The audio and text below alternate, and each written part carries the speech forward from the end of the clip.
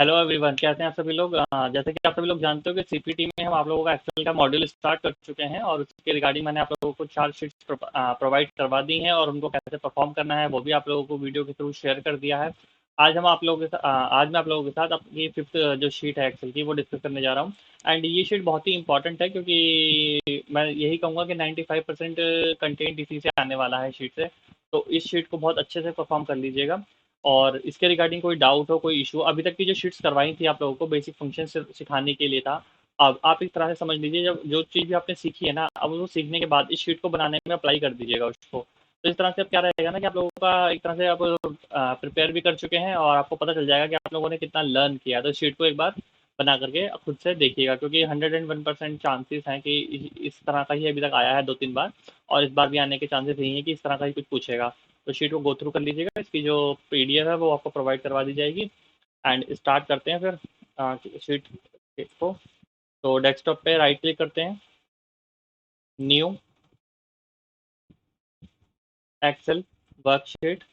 ठीक है, ये शीट यहाँ पे क्रिएट हो चुकी है, ये रही आपकी शीट। इसको हम यहाँ टॉप पे रख लेते हैं और इसको नाम देना है SSC underscore, and then आप लोगों का स्पेसिफिक रोल नंबर, जो भी आप लोगों का एडमिट कार्ड पे नंबर होगा वो नंबर पुट कीजिएगा।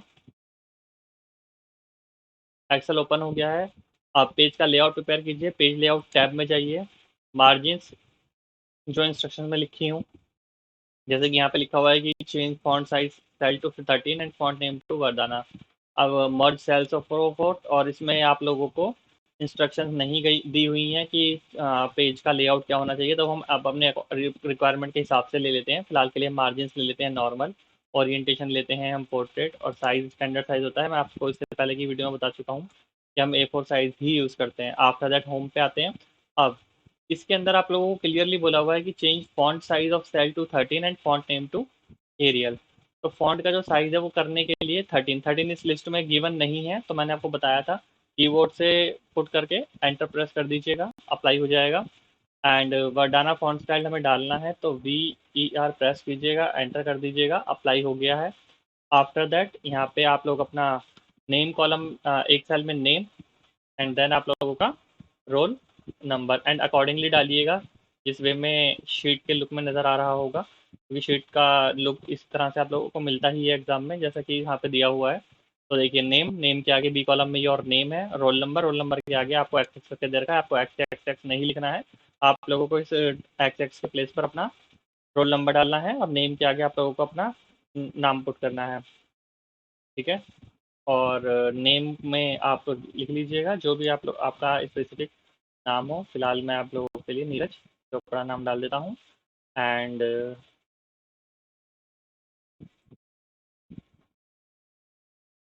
After that roll number put कर लेते हैं। रोल नंबर पुट किया 220 समथिंग समथिंग। एंड अब आपको बताया था मैंने, विड्थ को इंक्रीज कर लेता है। हम चाहते हैं कि विड्थ डिस्टर्ब ना हो, तो उसके लिए दो तरीके बताए थे कि बी और सी को मर्ज कर लीजिएगा, या फिर रोल नंबर के स्टार्टिंग में एक एपोस्ट्रोफी लगा लेना। एपोस्ट्रोफी लगा ली। अब विड्थ कम हो या ज़्यादा हो, ना तो रोल नंबर पे इम्पैक्ट पड़ेगा इस चीज़ का, ना ही नाम पे। आफ्टर दैट वो कहता है कि merge cells of row for 16। Fourth row हमारी ये है, हमें ई से एफ तक का पोर्शन को सिलेक्ट किया। ई से ए से लेकर के बी सी डी ई तक ही है, तो हमें एफ तक की भी जाने की रिक्वायरमेंट नहीं रहेगी। तो आप क्या कीजिए, टिल ई तक का पोर्शन सिलेक्ट कीजिए, make it merge and centre, bold, underline and 16। ठीक है, अकॉर्डिंगली हमने कर लिया। अब हमें पुट करना है expenses of ABC enterprises limited.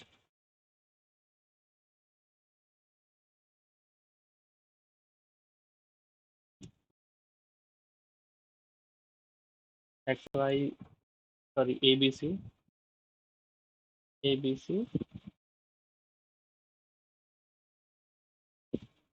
Enterprises limited. तो आप लोगों को भी उसी वे में लिखना है जिस वे में इसमें दिया हुआ है। अगर अपने अकॉर्डिंगली कुछ कर देंगे तो गड़बड़ हो जाने वाली है। ठीक है, तो इस चीज़ का ध्यान रखना। अभी इस तरह से आ रहा है, कोई इशू नहीं है। जब हम सेल्स की विड्थ को बढ़ाएंगे वो ऑटोमेटिकली एडजस्ट हो जाएगा, तो घबराने वाली कोई बात नहीं है। ये चीज़ मैं आप लोगों से पहले की क्लासेस में भी डिस्कस कर चुका हूँ, तो कोई इशू नहीं रहेगा। अब डालते हैं हम बाकी का कंटेंट। जैसे कि इन्होंने कहा है कि make all the titles as shown in above worksheet. Titles का मतलब है पैरामीटर, जहाँ पे रिस्पेक्टिवली जिस सेल में जिस कॉलम में लिखा हुआ है वो सारी चीज़ें आप लोगों को एंटर करानी है।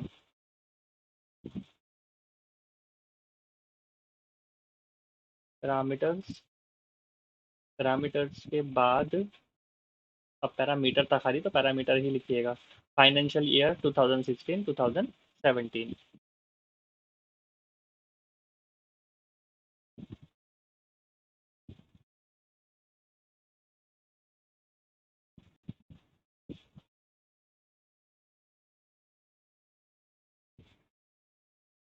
2016 है, 17 है, एंड देन इन करोड़ में है, तो इन करोड़, सॉरी कैपिटल में हो गया है सारा। तो इस चीज़ का भी आप लोगों को ध्यान रखना है, कैपिटल स्मॉल की गलती नहीं करनी है। ब्रैकेट को क्लोज कर लेते हैं, सॉरी। एंड इसको हम ऑलरेडी एक बार लिख चुके हैं, तो बस इसी को कॉपी करके नेक्स्ट सेल के अंदर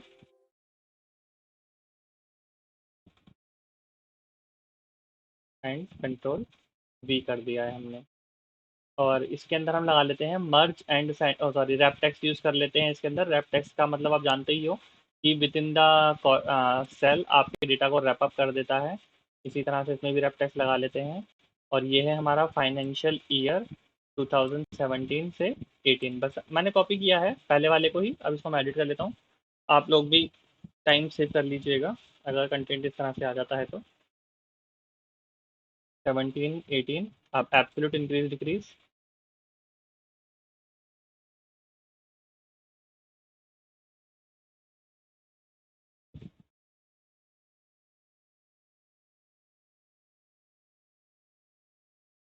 इसमें भी आप लोग रैप टेक्स्ट को इस्तेमाल कर लीजिएगा, या आप चाहो तो लिखने के बाद पूरे रो को एक साथ सिलेक्ट करके सब पे ही लगा सकते हो रैप टेक्स्ट, कोई प्रॉब्लम नहीं है। एंड परसेंटेज इंक्रीज डिक्रीज मैंने पूरा कैपिटल में कर दिया है, तो कोई आप लोग अकॉर्डिंगली लिखिएगा जिस तरह से। मेरा कैपिटल कौन था, दैट इज़ ऐसा हो गया है, बट आपको अकॉर्डिंगली टाइटल पे सब कुछ कंटेंट लिखना होगा जैसे कि दिया जाएगा। इसमें वो ऑप्शन नहीं आता है कि आपने एक बार लिख लिया है तो फिर उसको लिखे हुए को स्मॉल या कैपिटल में कर लो। वो ऑप्शन आपको वर्ड में मिल जाता है, लेकिन वर्ड आपका एग्जाम में आएगा नहीं, तो इस चीज़ का ध्यान रखिएगा। परसेंटेज इंक्रीज स्लैश डिक्रीज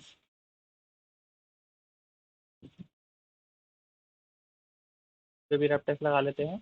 अब अकॉर्डिंगली इनको एडजस्ट कर लेते हैं। पैरामीटर्स एडजस्ट हो गया। फाइनेंशियल ईयर इन 2016 और 17 को उसी वे में लिखना है। जैसा कि आप देख सकते हो कि फाइनेंशियल ईयर एक लाइन में होना चाहिए, 16 17 एक लाइन में होना चाहिए, इन करोड़ थर्ड लाइन में होना चाहिए। तो हम इसको इसके अकॉर्डिंग ही करेंगे। तो उसके लिए हम इसकी वेट को इंक्रीज करते हैं। ठीक है, वेट इंक्रीज हो गई, लेकिन मुझे क्या चाहिए, इन और करोड़ नीचे चाहिए। अब आप देख रहे हो मैं बहुत कोशिश करने की कोशिश कर रहा हूँ, बट वो इस तरह से नहीं आ पा रहा है। अब क्या, तो इसके लिए आपको क्या तरीका बताया था या नहीं बताया है, तो मैं बता देता हूँ आपको। उसके लिए आप क्या कीजिएगा ना, इसके बाद थोड़ा एक्स्ट्रा स्पेस दे दीजिएगा। एक्स्ट्रा स्पेस देने से क्या होगा ना, इसको उसके पास जाने के लिए जगह ही नहीं मिलेगी। यही एक तरीका होता है। एक बार क्या होता है ना, एग्जाम में स्टूडेंट एक चीज़ कर नहीं पाया था, उन्हें बहुत टाइम लगाया, बट वो एडजस्ट ही नहीं कर पाया, क्योंकि उसको नहीं पता था कि ये स्पेस वाला ऑप्शन भी हम इस तरह से यूज़ कर सकते हैं। फाइनेंशियल ईयर 2017-18, लेकिन इसमें भी मुझे इन नीचे ही चाहिए, तो आप एक्स्ट्रा स्पेस दे दीजिएगा, कोई प्रॉब्लम नहीं है। ठीक है, एब्सोल्यूट इंक्रीज डिक्रीज है, तो इसको भी इंक्रीज कीजिए विड्थ को। और एब्सोल्यूट इंक्रीज डिक्रीज में क्या दे रखा है देख लीजिए। एब्सोल्यूट इंक्रीज और डिक्रीज में स्लैश करके दे रखा है, तो डिक्रीज जो है वो स्लैश के बाद नीचे है, तो थोड़ी सी विड्थ को कम कर दीजिए इस वे में। ठीक है, अकॉर्डिंगली आ गया। हमारा थोड़ा सा कंटेंट इसलिए भी बाहर जा रहा है क्योंकि हमने पूरा का पूरा ना कैपिटल में लिख दिया है, अदरवाइज ये शीट जो है वो एक ही पेज में आ जाने वाली थी, कोई इशू रहता नहीं है इसका।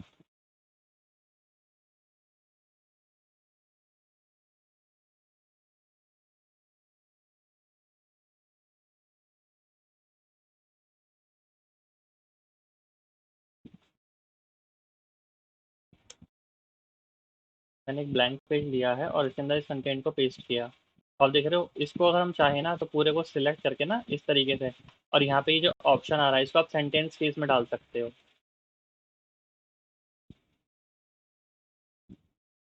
लोअर केस हो गया, सेंटेंस केस हो गया, ठीक है। तो अब हमने कॉपी कर लेते हैं, ये मैंने आपको करके दिखाया है। चलो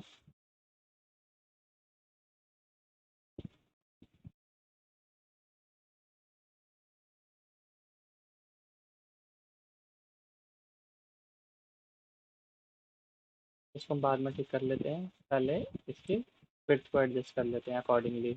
इसकी भी विड्थ को एडजस्ट कर लेते हैं और इसकी विड्थ को भी एडजस्ट कर लेते हैं अकॉर्डिंगली, और सबको टॉप पे भेज देते हैं। देख रहे हो अब कंटेंट जो है वो एक ही टेबल के आ गया, क्योंकि एक्चुअली क्या होता है ना, अगर आप ऑब्वियसली देखो, मैंने जब कैपिटल में कर दिया था तो स्पेस तो कम पड़ेगा ही ना उनके लिए, तो इसलिए ऐसा हो रहा था। बाकी आप कर लीजिएगा अकॉर्डिंगली, जैसा कि मैंने शीट में प्रोवाइड करवाया है उसी वे में आप करते हुए चलिएगा। अब हम इसके अंदर डेटा पुट करते हैं रिमेनिंग, जो जिस तरह से दिया हुआ है। Electricity, taxes, postage, water.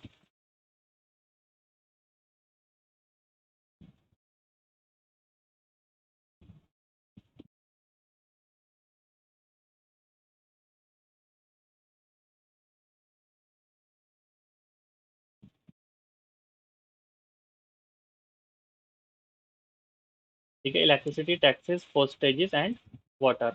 तो वाटर जो है लास्ट में है, पोस्टेजेस जो है वो ऊपर है, तो वाटर को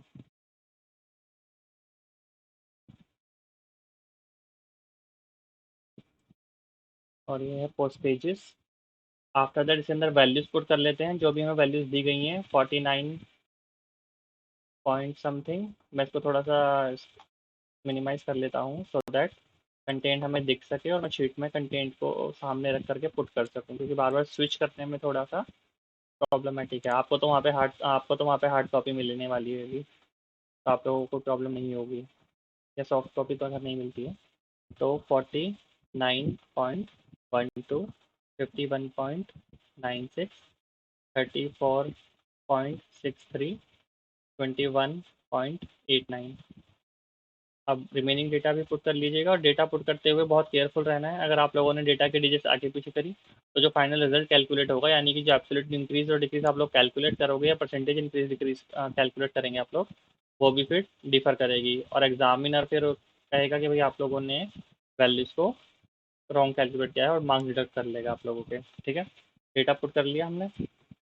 अब हमारा कंटेंट सिलेक्ट करके इस पर बॉर्डर अप्लाई कर लेते हैं। ये रहा बॉर्डर का ऑप्शन, जैसा कि आप सब लोग जानते हो, यहाँ से ऑल बॉर्डर का ऑप्शन यूज़ कीजिएगा। रिमेनिंग पोर्शन इन दो सेल के अंदर हमें कलर फिल करना है, तो कलर में ऑप्शन हम यहाँ से लेते हैं, डिसेंट का कलर ले लिया हम लोगों ने। और अब कंट्रोल पी करके मैं इसको प्रीव्यू दिखाऊँ अगर आप लोगों को, तो ये शीट कुछ इस तरह से नज़र आएगी आप लोगों को। ठीक है, तो एक काम करते हैं, अब एक्सपेंसेस जो हैं वो टेबल की अंडरलाइन जो है बॉर्डर को टच कर रही है, तो इसकी हाइट को थोड़ा सा इंक्रीज करके इसको मिडिल में भेज देते हैं। आप लोगों को लग रहा होगा कि सर आज की शीट को थोड़ा फास्ट करवा रहे हैं, इससे पहले की जो 4 शीट्स रही है उसमें मैंने आपको एक एक चीज़ बहुत बारीकी से बताई है, तो आई होप आप लोगों को वो चीज़ क्लियर रही होगी, एंड उसके बाद तो फिर जो चल रहा है वो आप लोगों को समझने में कोई दिक्कत नहीं आ रही होगी।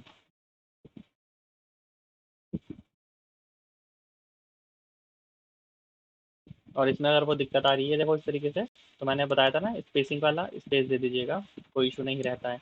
अब हमें निकालना है एब्सोल्यूट इंक्रीज या डिक्रीज। देखो इंक्रीज या डिक्रीज निकालने के लिए मैंने आपको क्या बताया था, इंक्रीज या डिक्रीज हुआ है कि हमें कैसे पता चलेगा। हम क्या करेंगे, जो हमारी वैल्यूज है ना 2018 की और 17 वाली,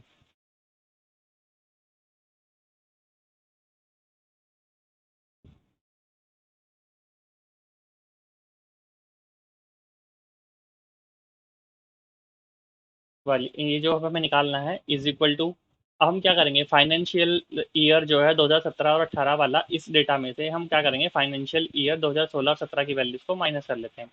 तो दिस वन, माइनस का सिंबल मैंने आप लोगों को पहले भी बताया है कि माइनस या के लिए, यानी कि कोई सब्ट्रैक्ट नाम का कोई फंक्शन नहीं होता है, इसके लिए सिंबल यूज होता है। ब्रैकेट लगाना चाहो लगा सकते हो, कोई प्रॉब्लम नहीं है, नहीं भी लगाओगे तो भी चलेगा। अगर हाँ, लेकिन अगर स्टार्टिंग में ब्रैकेट आप लोगों ने लगाया है तो फिर ब्रैकेट को क्लोज भी करना। ठीक है, यहाँ पे ब्रैकेट लगा रहे हो तो यहाँ पे भी लगा लेना। ये इस तरीके से लगा लिया, एंटर कर देते हैं, वैल्यू आ गई, नेगेटिव में आ रही है, ऑब्वियसली नेगेटिव में ही आएगी क्योंकि 49 इज ग्रेटर देन 48.23। अगर हम इसको ड्रैग कर देते हैं तो जहाँ जहाँ पे डेटा ये वाला ग्रेटर है फ्रॉम दिस, वहाँ पे वैल्यू नेगेटिव आई है, और जहाँ पे नॉर्मल है तो वहाँ पे पॉजिटिव आई है वैल्यू। लेकिन ये क्या कह रहा है कि भाई एब्सोल्यूट इंक्रीज डिक्रीज निकालो। एब्सोल्यूट क्या होता है, देखो अब इसको ध्यान से समझना, क्योंकि ये फंक्शन लास्ट 3 ईयर से रिपीट हुआ है और इस बार भी इसके आने के फुल चांसेस हैं। तो एब्सोल्यूट कुछ नहीं करता है, आपके सिर्फ और सिर्फ नेगेटिव वैल्यू को भी पॉजिटिव में कर देता है। तो हम क्या करते हैं, फंक्शन हमारा एग्जैक्टली सेम रहता है माइनस जैसे हमने किया है, बस हम क्या करते हैं अपनी जो सब्ट्रैक्ट वैल्यू जो हमने सब्ट्रैक्शन का फंक्शन लगाया है उसके आगे हम लिख देते हैं ए बी एस। देखो क्या कह रहा है कि return the absolute value of a number without its sign, मतलब कि नंबर पे उसका साइन नहीं आएगा, बस वो नंबर आज आउटपुट आपको मिलेगा। एंटर किया, देख रहे हो 0.89 आ गया। नाउ ड्रैग इट, ठीक है, कोई इशू नहीं है। आई होप ये फंक्शन क्लियर होगा। कुछ नहीं करना होता है, ए बी एस लिखना होता है, कैपिटल में लिखो स्मॉल में लिखो, कोई प्रॉब्लम नहीं है आप लोगों को। C6 में से B6 को माइनस कर दिया, क्योंकि फाइनेंशियल ईयर बाद वाला ये है, पहले वाला ये है, तो उसमें से इसमें माइनस। और ऑब्वियसली जब हमने ABS लगा दिया है तो क्या फ़र्क पड़ेगा हम किस में से कर रहे हैं माइनस, लेकिन जो हम करते हैं जनरली वे में, उस वे में ही आप लोगों को करना है। तो इस तरह से करने के बाद इसको ड्रैग कर दीजिएगा। ड्रैग करने के बाद फंक्शन अप्लाई हो गया। नाउ परसेंटेज इंक्रीज और डिक्रीज, तो इज इक्वल टू, ठीक है, अब हमें निकालना है परसेंटेज इंक्रीज हुई है या परसेंटेज डिक्रीज हुई है। उसके लिए आप तो क्या करोगे, परसेंटेज किसके रिस्पेक्टिव ईयर में घटेगी या बढ़ेगी आपको पता चलेगा। अब आप देख रहे हो कि 49 बेस ईयर तो हमारा क्या रहेगा, B6 रहेगा ना, लेकिन हमारे को क्या निकालना होगा, D6 अपॉन में B6 multiply by 100। I hope ये मैथमेटिकल लॉजिक आपको क्लियर हो गया होगा कि जो इंक्रीज डिक्रीज हुआ है वो वैल्यू ली है एंड बेस ईयर, जैसे हम DI वगैरह कैलकुलेट करते हो आप लोग, उस तरीके से आप देख सकते हो कि जो भी इंक्रीज या डिक्रीज हुआ है वो वैल्यू ऊपर है एंड नीचे बेस ईयर है एंड देन मल्टीप्लाई बाय 100 है। तो एंटर कर दीजिएगा, तो इस तरह से वैल्यूज आ जाएंगी। एंड ऑब्वियसली जब ये एब्सोल्यूट हमने इसको लिया है तो पॉजिटिव ही आने वाला है। इन केस कई बार ना स्टूडेंट्स को डाउट रहता है सर कि यहाँ पर तो एब्सोल्यूट नहीं लिखा हुआ है, अगर यहाँ पे भी एब्सोल्यूट लिखा होगा तो भी तो हम इसको वैल्यू लेंगे। अगर इस तरह का कभी डाउट लगे ना तो फिर आप D6 इस तरह से ना लेकर के आप क्या कर सकते हो, ये भी तो एक तरह से फंक्शन ही है, तो आप क्या कर सकते हो। लेकिन उस केस में देखो क्या रहेगा, उस केस में वैल्यू फिर आपकी नेगेटिव हो जाएगी। अगर मैं आप लोगों को यहाँ पे करके दिखाऊँ, जैसे कि this one minus this one, but इसको आपको ब्रैकेट में क्लोज करना होगा, नहीं तो दिक्कत देने लग जाता है, ये वैल्यूज मतलब गलत देने लग जाता है। अब वैल्यू तो ठीक आ रही है बट नेगेटिव में शो कर रहा है, क्यों, क्योंकि मैंने एब्सोल्यूट को नहीं लिया है, मैंने किसको लिया है, इसको और इसको। तो कंफ्यूज मत रहना, जो टाइटल में लिखा हो उसके अकॉर्डिंगली करते हुए चलना आप लोग। एंड बेस्ट वे यही होता है कि आप लोग एब्सोल्यूट वाली वैल्यू को लेकर के अपना रिजल्ट कैलकुलेट कर दीजिएगा, D6 अपॉन में B6 मल्टीप्लाई बाय 100, और इसको ट्रैक कर दीजिएगा। जैसे ही आप ड्रैग करोगे आंसर आ गया। अब इसको सिलेक्ट करके आप चाहो तो टिल टू डेसिमल प्लेस तक डाल सकते हो अगर आप चाहते हो तो, अगर नहीं चाहते हो तो कोई इशू नहीं है, इतने पे भी मार्क्स हमको मिल जाते हैं, इसमें कोई इशू नहीं रहता है। तो ये शीट देखो इस तरह से आपने देख ली है। एंड अब एक बार इंस्ट्रक्शंस पे नजर डाल लेते हैं। बॉर्डर भी क्रिएट कर लिया है, एडजस्ट भी कर लिए, हाइट और वेट। इंसर्ट करते हैं हेडर एंड फुटर। ये मैंने आप लोगों को लास्ट क्लास में सिखाया था हेडर एंड फुटर कितना इंपॉर्टेंट है, और एग्जाम में 101% आता ही है। अगर हम इस वक्त कंट्रोल P करके अपने प्रिंट प्रीव्यू को देखेंगे इस तरीके से, तो ये हमें कुछ ऐसा नजर आएगा। अभी क्या है ना कि टॉप पे कुछ भी हमने हेडर फुटर लगाया नहीं है, इसलिए नाम जो हमने लिखा है नीरज चोपड़ा, इसके ऊपर अभी कुछ नहीं दिखाई दे रहा है। जैसे ही हम लोग हेडर एंड फुटर इंसर्ट करेंगे, देखिए क्या चेंजेस आएगा। मैंने आप लोगों को हेडर फुटर लगाने से पहले कंट्रोल P करके प्रीव्यू इसलिए दिलाया कि हेडर फुटर लगने के बाद क्या चेंज आता है वो आप लोगों को विजिबल हो सके। अब हम इंसर्ट में चलते हैं। यहाँ पे हेडर एंड फुटर का ऑप्शन है, ये रहा, बस इस पर क्लिक कर दीजिएगा। शीट जो है वो पेज के फॉर्म में ब्रेक हो जाती है, ये देखिए यहाँ से ब्रेक हो गई है इस तरीके से। अभी जो इधर का पोर्शन है ये हमारा क्या है, ये हमारा इधर का पोर्शन सिर्फ और सिर्फ एक पेज के रूप में दिया हुआ है। अब ये देखो यहाँ पे 3 सेक्शन बने हुए हैं, 3 सेक्शन हेडर को रिप्रेजेंट करते हैं। इसी तरह से जब आप पेज के बॉटम पे आओगे तो यहाँ पे आप लोगों को फुटर मिलेगा, ये रहा footer. Click to add footer. अभी क्या है ना ब्लैंक है, इसमें कंटेंट ऐड करने का ऑप्शन कब आएगा, जब हम इस पर क्लिक कर लेंगे। आप देख रहे हो अभी होम आ रहा है, इंसर्ट आ रहा है, पेज लेआउट आ रहा है, फॉर्मूलाज आ रहे हैं और व्यू आ रहा है। ये डिजाइन टैब तभी आएगा जब आप स्पेसिफिकली हेडर या फुटर पे क्लिक कर लोगे, अदरवाइज तो वो गायब हो गया है। इसका मतलब ये होता है कि जब जब तक जब आप इस पर क्लिक करोगे तभी ये टैब अपीयर होगा, अदरवाइज ये डिसअपियर हो जाता है। तो इसका जो कंटेंट है यानी कि जो इसके टूल्स हैं, इन टूल्स को सिर्फ और सिर्फ हेडर फुटर के लिए ही इस्तेमाल किया जा सकता है। अगर आप सोचते हो कि डेट और टाइम को हम यहाँ पे पुट कर सकें हेडर फुटर के डिज़ाइन टैब में से, तो वो तो ऑप्शन ही अवेलेबल नहीं है, तो आप करोगे कैसे। यहाँ पे तो हेडर पे क्लिक करने के बाद ही वो ऑप्शन आता है। तो हम इंस्ट्रक्शन पढ़ लेते हैं, क्या बोल रहा है। बोल रहा है कि इंसर्ट कीजिए एक header for a page with file path on the left hand corner and date and time on right hand corner. तो राइट हैंड कॉर्नर ये है, लेफ्ट हैंड कॉर्नर ये है। तो राइट हैंड वाले में डेट और टाइम बोला है, तो पहले हमने ये रहा डेट वाला ऑप्शन, इस पर क्लिक कर लिया। एक बार स्पेस बार इसलिए दबाया है ताकि हम टाइम भी सेम साथ लगाना है, नहीं तो दोनों क्या होते हैं ना, कंकैटिनेट हो जाते हैं। और यहाँ पे हम लगा लेते हैं फाइल का पाथ। इनकेस कुछ अलग आया एग्जाम में तो वो इन्हीं में से देगा, पेज नंबर दे देगा, या तो फाइल का नाम दे देगा। या फाइल का नाम क्या होगा, फाइल के नाम पे जैसे आप क्लिक करोगे और बाहर आओगे, फाइल का वो नाम आ जाएगा जो आपने एक्सेल की शीट में दिया हुआ है। तो ये होता है हमारा फाइल का पाथ, ये है हमारी फाइल का नाम, और ये है हमारा डेट और टाइम। डेट और टाइम के बीच में मैंने स्पेस इसलिए दिया था क्योंकि दोनों अलग अलग एंटिटीज़ हैं।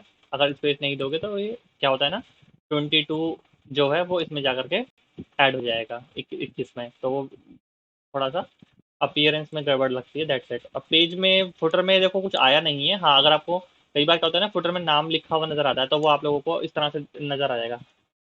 अगर आए तो ही करना है इस काम को, वरना मत करना। स्टूडेंट नेम इस तरह से लिखा हुआ दिखे तो यहाँ पे आप लोगों को मैन्युअली अपना नाम टाइप करना होगा, क्योंकि उसके लिए कोई ऑप्शन नहीं है, बस आप लोगों को सिंपली टाइप कर देना है। ज़्यादा से ज़्यादा कभी कभार पेज नंबर भी आ सकता है, तो ये रहा पेज नंबर, क्लिक कर देना, ये आ जाएगा पेज नंबर। करना तभी है जब बोला जाए, अगर नहीं बोला क्या जाए, बोलेगा तो नहीं, बस आपको शीट के जो आपको शीट मिलती है ना क्वेश्चन पेपर, वो इस तरह से प्रिंटेड फॉर्म में मिलेगा, तो यहाँ पे आपको नजर आ जाएगा कि हाँ भाई फाइल का पाथ यहाँ पे दे रखा है, तो आपको भी इसी पोर्शन पे लगाना है, डेट और टाइम यहाँ दिया हुआ है। और प्रिंट में अगर नजर आए कि यहाँ पे पेज नंबर भी लगा हुआ है तो लगा देना, स्टूडेंट नेम भी लिख रहा हो तो तब करना है आपको, अदरवाइज नहीं करना। ठीक है, ये शीट आपको क्लियर हो गई होगी। ये शीट एग्जाम में आने वाली है तो बहुत अच्छे से कर लीजिएगा। वैसे तो अभी तक एग्जाम में कभी ग्राफ आया नहीं है, फिर भी मैं आप लोगों को बता दे रहा हूँ ग्राफ यूज़ करने का तरीका, ताकि अगर इन केस बहुत कम चांसेस है, इन केस आ जाए तो आप लोग हाथ पर मार सको और ग्राफ को क्रिएट कर सको। तो ग्राफ क्रिएट करने के लिए हम पैरामीटर्स को सिलेक्ट किया। अब कंट्रोल की को मैंने होल्ड रखा हुआ है ताकि मैं सेम टाइम पे इसको भी सिलेक्ट कर सकूँ, क्योंकि हम कंट्रोल की इसलिए प्रेस की है तब क्योंकि मुझे at the same time parameter का कॉलम और परसेंटेज इंक्रीज और डिक्रीज का कॉलम सिलेक्ट करना था। दैट इज वाई मैंने पहले पैरामीटर को सिलेक्ट किया है, फिर कीबोर्ड में कंट्रोल की को प्रेस करके रखा है, और फिर मैंने सिलेक्ट किया है परसेंटेज इंक्रीज और डिक्रीज को। अब हम इंसर्ट के अंदर आते हैं। इंसर्ट के अंदर हमारे पास मल्टीपल है। अगर एग्जाम में ना इसीलिए ग्राफ नहीं आते हैं, क्योंकि अगर वो एग्जाम में ग्राफ देगा ना तो ग्राफ से क्या होगा ना, इंस्ट्रक्शन बहुत ज़्यादा बढ़ जाएंगी। पहले तो उसे बताना पड़ेगा कि ग्राफ यूज कौन सा करना है, कॉलम वाला, लाइन वाला, पाए वाला, बार, एरिया या कोई और सा। और इनके अंदर भी फिर फर्दर मल्टीपल ऑप्शंस होते हैं। फॉर एग्जाम्पल के लिए हमने फिलहाल के लिए ये वाला क्लिक कर लिया तो बंद करके आ गया ग्राफ। अब आपको सर तो पूरी शीट पर आया, तो भाई इसको आपको थोड़ा सा मिनिमाइज करके नीचे की तरफ ले जाओ ताकि शीट के ऊपर ना आए। ठीक है, तो ये इस तरीके से आ गया है इस पर। अब हम इस पर अगर क्लिक करके रखोगे ना, तो कंट्रोल पी करोगे तो प्रीव्यू में सिर्फ और सिर्फ ग्राफ ही नजर आएगा। आपको इधर शीट कहाँ गई, शीट भी है, लेकिन अभी आपने क्या कर रखा है, आपने सिलेक्टिव प्रिंट प्रीव्यू किया हुआ है। पहले शीट पे क्लिक करो तभी तो शीट का पूरा कंटेंट आएगा। अब प्रीव्यू देखना, ये देखो अब शीट भी आ रही है, ग्राफ भी आ रहा है। ग्राफ एग्जाम में आता नहीं है, लेकिन मैंने आप लोगों को हर वो ऑप्शन बता दिया है। अगर इनकेस कुछ इस तरीके से आ जाए तो एटलीस्ट आप लोग कर सको। ठीक है, और कोई इशू हो तो बता देना शीट के रिगार्डिंग, क्योंकि ये शीट बहुत अच्छे से कर लेना, ये एग्जाम में आई है, कई बार आई है। बस डेटा चेंज होता रहता है, कंटेंट ऊपर के टाइटल्स चेंज हो जाते हैं, लॉजिक शीट का वही रहता है। तो इस शीट को बहुत बहुत बहुत अच्छे से करके जाना। ग्राफ मैंने आप लोगों को बता दिया है, ग्राफ वैसे तो एग्जाम में नहीं आता है, इनकेस आए तो कर लेना। अब डी मेरा जो है प्रिंट प्रीव्यू में डी देखो ऊपर चला गया है एब्सोल्यूट इंक्रीज के बाद, और शीट के लुक में साफ साफ नजर आ रहा है कि डी जो है नीचे है। तो इस तरह की गलती मत करना है, नहीं तो 2 मार्क्स की पेनल्टी लगेगी। तो इस प्रॉब्लम को सॉल्व करने का तरीका मैंने आपको देखो यहाँ पे सही दिख रहा है, तो मैंने बताया था स्पेसिंग कर देना थोड़ी सी एक्स्ट्रा।